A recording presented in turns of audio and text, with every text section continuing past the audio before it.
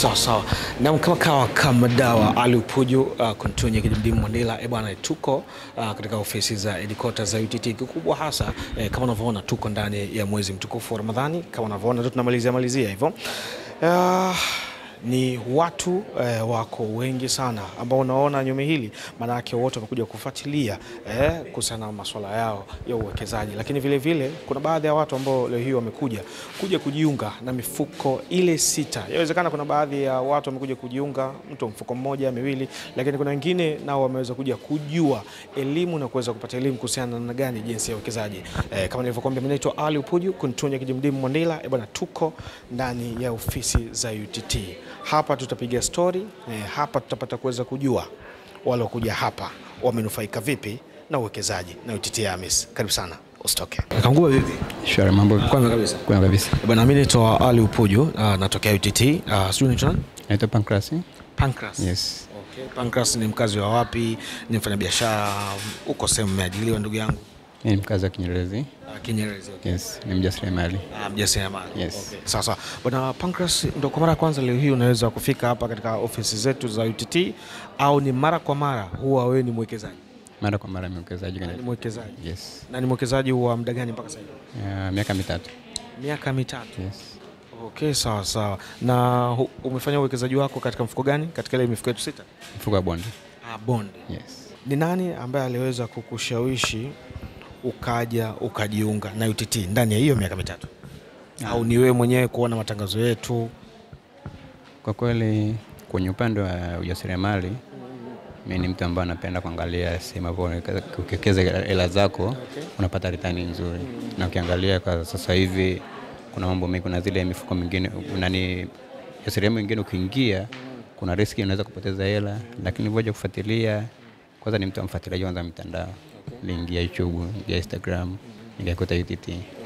Sasa nimeona kwamba UTT kwa sababu ni mfuko wa serikali, niko na sehemu salama, okay, ya kuingia. Okay. Yes. Sasa na manake ulishawishika wewe mwenyewe kupitia mitandao ya kijamii ya UTT, ukaja ukagundua kwamba UTT ni sehemu salama, lakini vile vile ni taasisi ya serikali.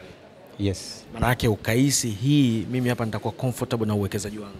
Baada ya kuona kwenye Instagram na YouTube nikafuatilia, ilibidi je ofisini. Okay. Nikapata maelekezo, okay, nikapata elimu ya ziada, okay, nikafungua account. Na ilikuchukua muda gani baada ya kuweza kupata elimu na kuweza kujiunga? Kuweza kufungua hiyo mifuko. Mimi mfuko wako wa bond. Nafikiri almost 1 week.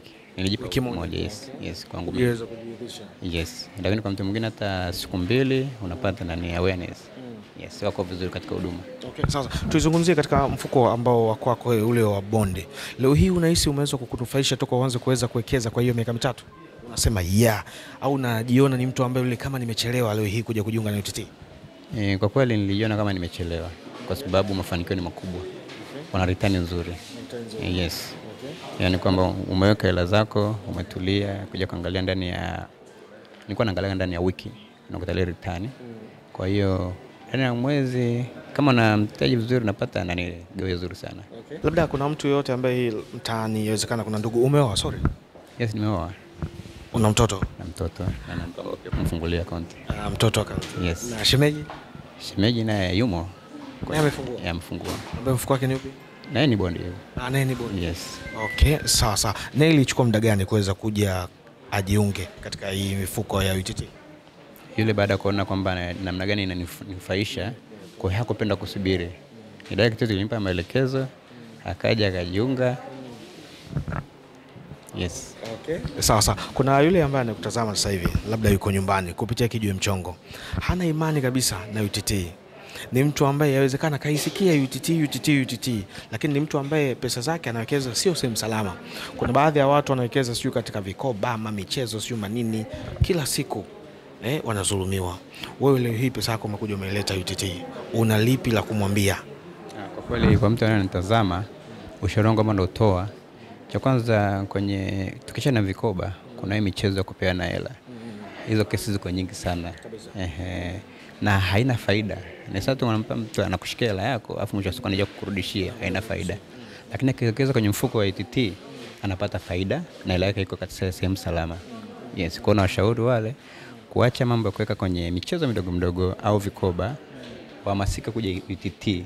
Yes. Alafu pia UTT ile pia ni dhamana. Unaweza hata baadaye ukatumia kama collateral security kwenda benki ukapata. Yes.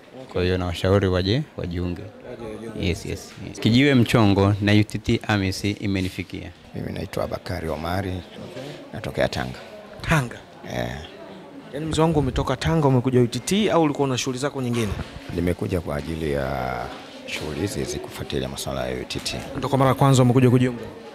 Alijiunga mzee wangu. Kwa hiyo bahati mbaya amefariki. Pole sana. Kwa hiyo nimefuatilia mafao yake. Mafao yake. Sasa lakini wewe sio miongoni mwa wale ambao labda wale ujiunga? Hapana. Lakini mpaka sasa hivi katika utaratibu ambao umeweza kufuatilia mafao yake umehudumiwa vizuri? Nimehudumiwa. Umeambiwa kwamba pesa zake zipo sehemu salama? Nimeelekezwa ziko sehemu salama, ndio niko katika kufuata process zake ili nijue jinsi gani ya kuzipata. Sawa. Lakini vile vile katika kuzipata naamini inawezekana ikawa mzee alikuwa na mzigo mwingi sana. Labda takriban uliweza kuambiwa mzee alijiunga na muda gani? Ndio yani wanakuja kunipa maelekezo zaidi hapa. Kwa maana nimetoka kule umeniambia nije huku kwa maelekezo zaidi. Na wewe mwenyewe hukuweza kupata elimu ya kushawishika kusema na mimi inawezekana ipo siku nijiunge na UTT? Nimepata elimu na niko katika process hizo za kutaka kujiunga. Ndio. Uliweza kusikia labda UTT inahusiana na masuala gani? Ni masuala ya uwekezaji katika kuweka fedha. Sasa labda na mimi katika kuongezea ni kwamba ndio kwa mara kwanza unafika? Hii ni mara ya pili. Ni kwamba mzee wangu UTT AMIS ni taasisi cha kwanza kabisa ni ya serikali ambayo iko chini ya Wizara ya Fedha, inajihusisha na masuala ya uwekezaji. Ukiwa unawekeza pesa yako kwa ajili ya malengo yako hata ya baadaye, lakini ile pesa yako unavyoiweka ushafahamu inakuja inapata faida. Kuna baadhi ya mifuko unaweza ukapata faida ya wastani wa 12% kila mwisho wa mwaka, na kuna baadhi ya mifuko mingine inaendaga hata 15%. Kwa maana yake kama umewekeza ile pesa yako ikikaa muda mrefu hata almost miaka 5 10, baadaye utakuja ile pesa yako utaikuta na pesa yako itazalisha faida na faida. Kwa mimi naamini ile pesa ya mzee utaikuta na utakuta na faida yake. Sawa. Sio, unaelewa? Nimekuelewa vizuri. Lakini mimi kwa kushauri mzigo ukiingia mzee wangu fungua account na yeye. Haina neno. Utajitahidi. Au inawezekana ukachukua faida ile hela ukaiacha. Sasa mimi naamini mzee atakuwa alika si cha miaka 10. Naamini hisi kitu kama hicho. Utakapoona hapo utajua jinsi gani. Kwa inawezekana ukachukua ile hela au ukachukua faida ile hela ukaiacha ili iendelee kuzalisha faida. Sawa. UTT ni sehemu salama. Najua, nalijua na nimepata elimu. Umepata elimu. Ulienda kule darasani? Nilienda kule darasani. Mzee nani mzee? Bakari. Mzee Bakari. Mzee Bakari bwana usudi Tanga bila kufungua account. Mimi nakuona. Amina. Chochote ambacho ungependa kuweza kumshauri Watanga wenzio wa Tanzania kwa ujumla? Umekuja Dar es Salaam, umekutana, tusogee kwa hiyo kidogo. Umekuja Dar es Salaam, umekutana na taasisi ya uwekezaji UTT AMIS. Ukirudi kule nyumbani utawaambia nini? Nitawaelekeza wajiunge katika uwekezaji huu, uko salama zaidi kuliko ni sehemu nyingine. Lakini vile vile Mzee Bakari ni kwamba hii ni taasisi ya serikali, kumbuka. Ndio. Kuna baadhi ya mataasisi ambayo yalikuwa sio serikali, yanakuja watu wanaingia mkenge, lakini hii ni ya serikali. Umesahau kuwaambia, waambie pia hii ni taasisi ya serikali, ni pesa ziko katika hali ya usalama. Kila anayetaka kujiunga pesa yake iko katika hali ya usalama. Na wale wa Tanga wanaweza kuambia chochote, hata ni kabila gani kutoka Tanga? Mimi Msigua. Wewe wakaribishe Wazigua wote kwa kilugha, waambie waje UTT. Waambie tu Wazigua wote mngezetu UTT ina faida kubwa sana. Kijiwe Mchongo na UTT AMIS imenifikia. Bakari kutoka Tanga. Moses Isaya. Ni kwa mara ya kwanza ndo unakuja katika ofisi za UTT? Hapana, hii kama mara ya pili hivi. Ndio unakuja? Na ni mwekezaji? Ndio. Umewekeza katika mfuko gani? Nanili Bondi. Bondi. Yes.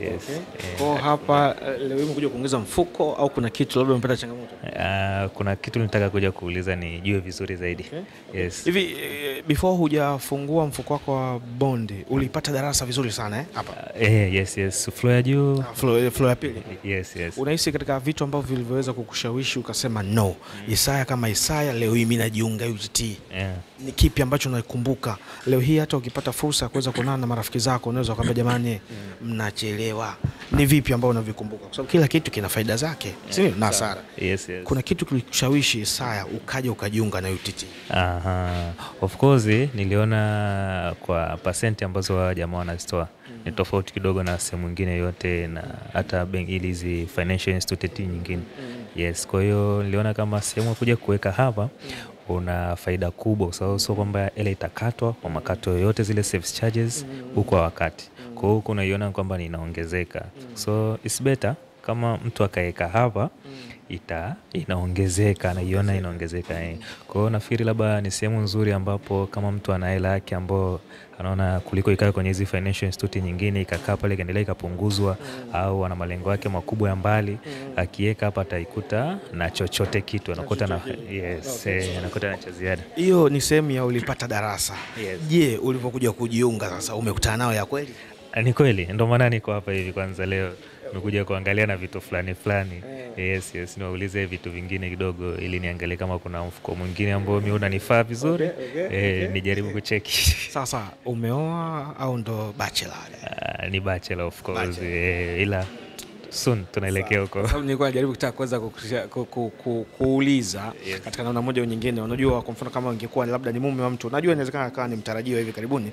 Kuna ile kushawishi, bwana nimejiunga mimi na mshawishi mke wangu tumfungulie mtoto wetu.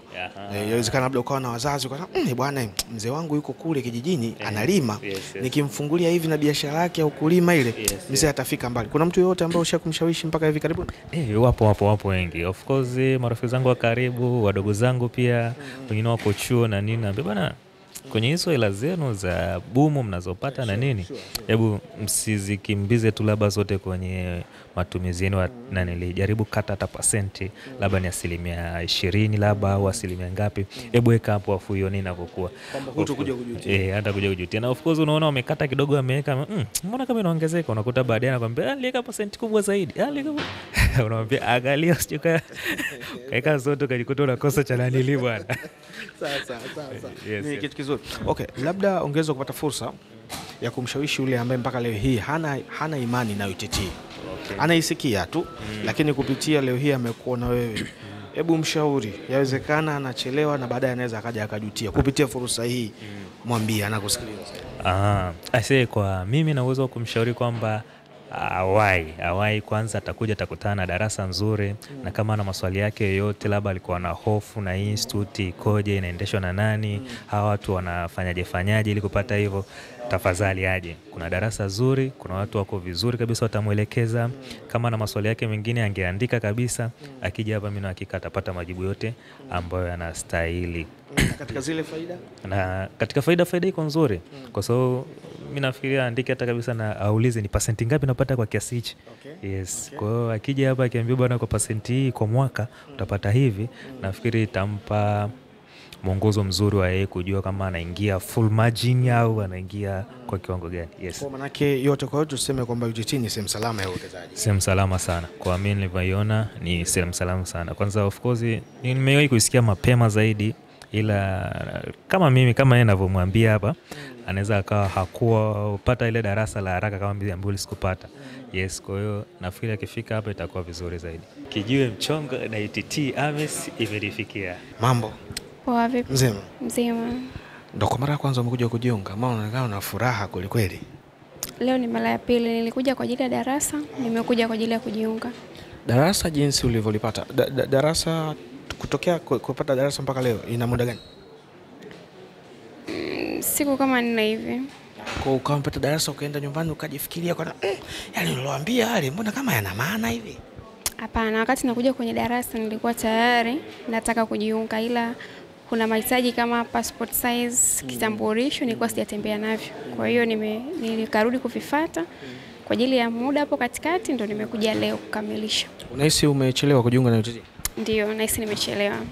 Kabisa. Katika vitu gani ambavyo vilivyokufanya unasema leo hii mimi najutia kuja kujiunga na UTT? Nilipopata elimu nimejua jinsi gani unaweza ukapata faida, jinsi gani kila mwezi na kila mwaka unapata ile percent. Kwa hiyo naona kama ningekuwa nimeanza nyuma zaidi, sasa hivi ningekuwa na faida nyingi sana. Ushawahi kudhulumiwa huko mitaani? Nimesulumiwa, ndio maana ningekuja huku ningekuwa pesa zangu ziko sehemu salama. Pole sana. Kwa maana yake unawekeza UTT na kule huko mitaani bado unaendelea kuwekeza? Nitawekeza, sitaacha, lakini nguvu kubwa itakuwa huku. Yaani kule ukomi? Kule sikomi. Okay, sasa tuzungumze. Leo hii umekuja kumfungulia? Nafungua akaunti nyingine? 2 kwa ajili yangu mimi na kwa ajili ya mtoto. Ile ya kwanza ilifungua ni ipi? Ipi? Zote nimekuja kufungua leo. Zote umekuja kufungua leo. Ambao wewe kama umechukua akaunti gani? Mimi Liquid. Na mtoto? Na mtoto naye nimempa Liquid. Lakini baadaye nina mpango wa kufungulia watoto. Sawa sawa. Baba yako kwa nini hujamshawishi? Baba yake? Yule bana ni mfanya biashara. Anaona bora izungushe. Anaona bora izungushe. Naendelea kumshawishi. Okay, ni vizuri sana. Kuna baadhi ya wale ambao wako nyumbani leo hii kupitia wewe, hebu washtue. Wewe si umechelewa na si unajutia? Washtue wenzio, waambie faida za UTT na waambie kwamba mnachelewa. Mimi nachoweza kuwashauri ni kwamba kama wamesikia hivi sasa hivi wachukue hatua mapema, kwa sababu kwanza kabisa UTT ni sehemu salama kwa ajili ya pesa zao, lakini pia watapata faida ambayo ni ile pasenti ya kila mwezi na kila mwisho wa mwaka. Kwa hiyo wachukue hatua mapema, wasichelewe kama mimi. Lakini vile vile ni taasisi ambayo iko chini ya serikali, yani wanakuja kuwekeza serikalini. Ndio maana nimesema pesa zao zitakuwa salama. Kwa hivi tukisema serikali maana yake ni sehemu salama. Ni sehemu salama tofauti na watu binafsi na makampuni. Sawa. Lakini kwa nini kule wewe usitoke? Unajua mimi nakuonea huruma. Yani nilivyosema huko kwingine haina maana kwamba kuna mifuko nawekeza. Huko kwingine ni kwenye masuala ya biashara. Nikajua zile sehemu za kuweka hela mara sijui mwisho wa mwezi anapokea nani sijui nafanyaje. Hapana, huko mimi sifanyi hivyo. Sababu kule watu wanadhulumiwa sana unajua. Sijui vijumbe sijui nani. Kweli unakuta mtu hazina wa kikoba kaondoka na hela zote. Mwisho wa mwaka hujapata chochote na umeweka huko. Kwa hiyo ni bora tu ukaweka huko. Unaona kila siku pesa yako. Na mwisho wa mwaka una uhakika wa kupata kile ulichokiweka. Kijiwe mchongo na UTT AMIS imenifikia. Naam, kwa wote ambao waliweza kutoka kuwasikia, wale walikuwa ni wawekezaji wa UTT AMIS. Kuna baadhi yao ambao leo hii wameweza kuja kwa mara ya kwanza kuja kuwekeza mara baada ya kuweza kupata elimu namna gani jinsi ya uwekezaji na kuweza kupata zile faida kutoka UTT AMIS. Mimi sitochoka na sitoacha kukukumbusha kuwa taasisi ambayo iko chini ya serikali kupitia Wizara ya Fedha inajihusisha na masuala ya uwekezaji ni UTT AMIS. Cause ni sehemu salama, lakini vile vile unapata wastani wa faida ya 12% kila mwisho wa mwaka. Wewe ni nani? Mbona chelewa? Bwana, tukutane next time. Bye bye.